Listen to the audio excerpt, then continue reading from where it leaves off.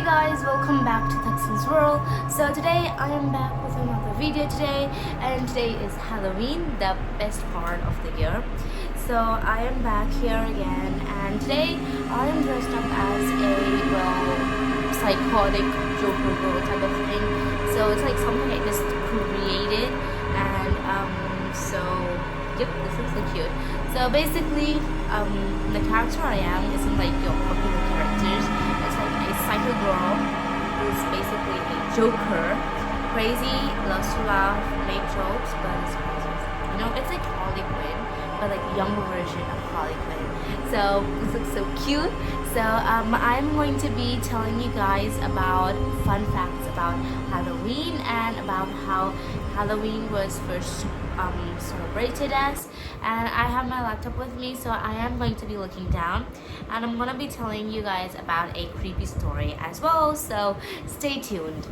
First of all, Halloween was always celebrated on October 31st.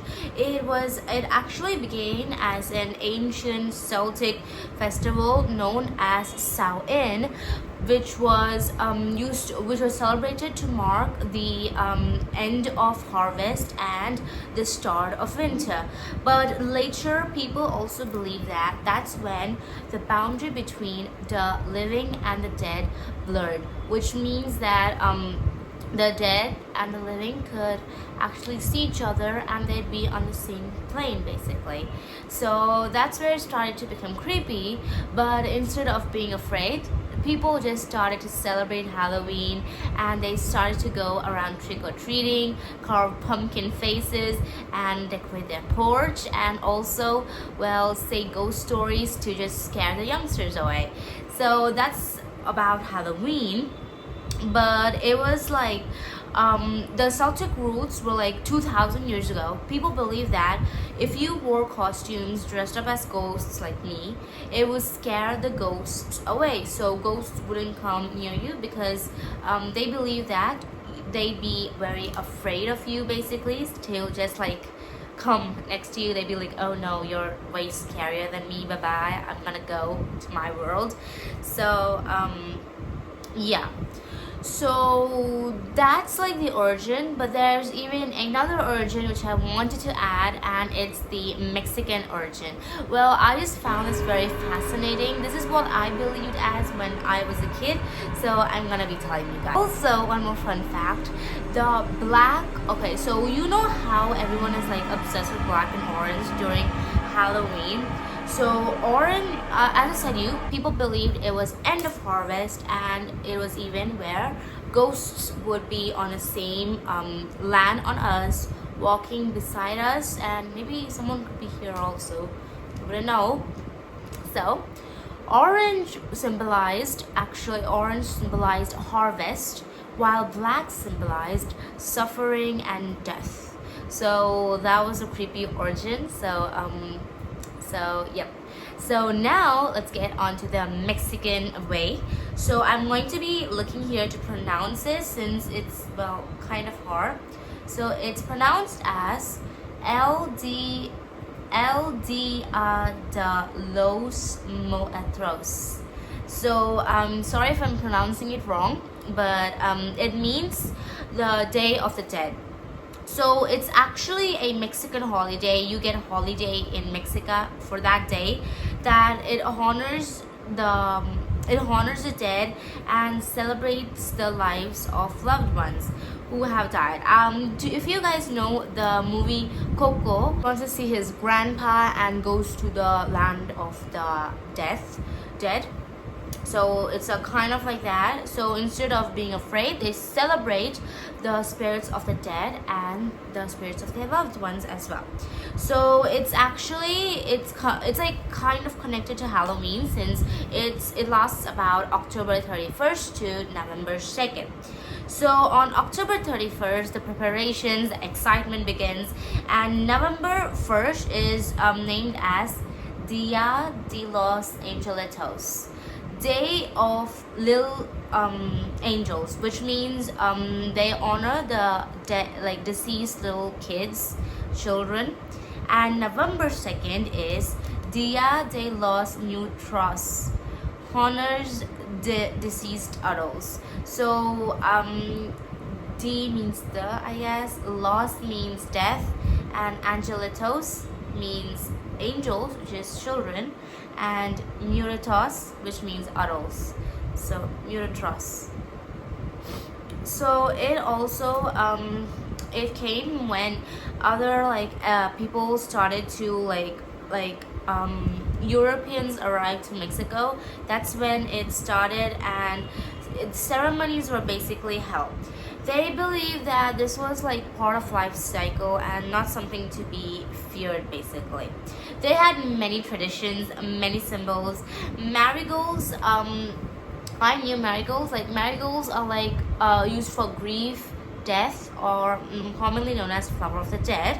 And there are many candles, skeletons. If you've seen the Coco movie, you should just go watch it. It's very amazing. So yeah. So, but if I'm being honest, the Mexico one is kind of traditional and very cool. So I would love to do this in Mexico. I would rather be in Mexico right now rather be here. So yeah, now let's get on to the scary facts part. Okay, the facts are very creepy, so here, let's go. So the first fact is Halloween was once about ghosts. As I said, the Celts believe that actual spirits walked amongst us during Halloween, since during that time of the day, night basically, the veil between the alive and the dead was very thin and very blurred out. So that means the dead could visit the living anytime, and so they believe that spirits were amongst us during this time, and so they wore creepy costumes to shoo them away, like I said. Second, mirrors were used for ghostly fortune telling. So in the 1800s, girls were told that if they could look into a mirror at midnight, they would see their future husband, or they might see a skull. If they see a skull, it means that they died before marriage. That's creepy. I would never want to do that. I'm never gonna do that. But I think many people did do that, but well, I guess it's superstition. There's another one about bats. Basically, we might be wondering, why are bats always linked to vampires? I love bats. I love vampires, but yeah. So bats are linked to vampires since during bonfires, fires attracted insects. Insects attracted bats. So when bats came, they were like, oh my god, bats are a symbol of suffering and death. They must be from vampires. So that's how the Samhain rituals basically. So over time, people began associating bats with dark magic and blood drinkers, giving rise to the vampire legends. Okay, this is very creepy though. Some Halloween masks used to be made from real animal skins. Centuries ago, people used to wear real animal skins as masks to ward away the evil spirits, and they even use animal heads and etc., which is disguises. The creepier the mask, the most chance that no spirit would come next to you. The next one is real graves were robbed for decorations. During the Victorian times, people were obsessed with the skeleton theme of decorations during parties and ball gowns. So they would go so far to go to a grave and be like digging it out and actually taking the skeleton and placing it on your ballroom, and people would just be like, oh, that's a nice realistic skeleton, but actually it was made up of real bones, real calcium. So, and that very night there had to be guards. Okay, that's all the facts. Now let's get on to the creepypasta. So this is how it goes. It's known as the Lost Porch Light. Every year, Maple Hollow had a rule on Halloween: keep your porch light on until midnight. The story went that long ago, a little boy named Evan went missing on a Halloween night. He'd been out trick-or-treating alone, dressed in a homemade ghost costume. When the night ended and the candy was counted, Evan never came home. His mother said that she saw him walk up to a dark house at the end of the street, the only one without its porch light on. The house was empty, had been for years. The town had searched for weeks. They found Evan's bag of candy scattered along the road, but not him. After that, every Halloween, people swore they saw a small figure in a sheet, standing near that same house. Some said he was waiting for the porch light to turn back on. So for decades, Maple Hollow made it a tradition. Keep the light. Last year, though, a new family moved into town, the Harpers. They didn't believe in old stories. They said it was silly small town superstition. So on October 31st at exactly 11:30 p.m., Mr. Harper turned off the porch light. He told his wife, "See, nothing happens." Then 5 minutes later, someone knocked 3 times, slow, heavy, knock, knock, knock. When he opened the door, no one was there, just a small brown paper bag on the mat.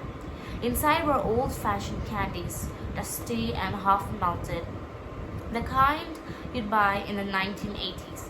He laughed it off, but his wife swore she saw small footprints in the dew-covered grass leading down the path, and none coming back.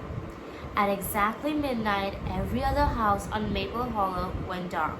A town tradition, except the Harpers. The porch light flickered back on by itself. The bulb had burned out earlier that week, yet it glowed a dull orange light. In the reflection of the glass door, Mrs. Harper thought. She saw a small white shape, a child-sized silhouette, standing behind her husband, but when she turned, he was alone. The next morning, the porch light was shattered, and on the step lay a candy bag with the name Evan written on it in faded black ink. The police said it was just kids playing pranks, but no one in Maple Hollow has turned their porch light off before midnight ever since. So that's how the story goes. Very creepy. So lesson learned: never ever turn off your porch light, and always welcome the kids and give them candy. So I guess that's why there's trick-or-treating. So I guess that's all for today. So I hope you guys enjoyed today's video. So I'll see you in my next video. Bye bye guys. And if you guys want me to make more creepy videos like this, then comment down below. Bye bye. See you in my next video.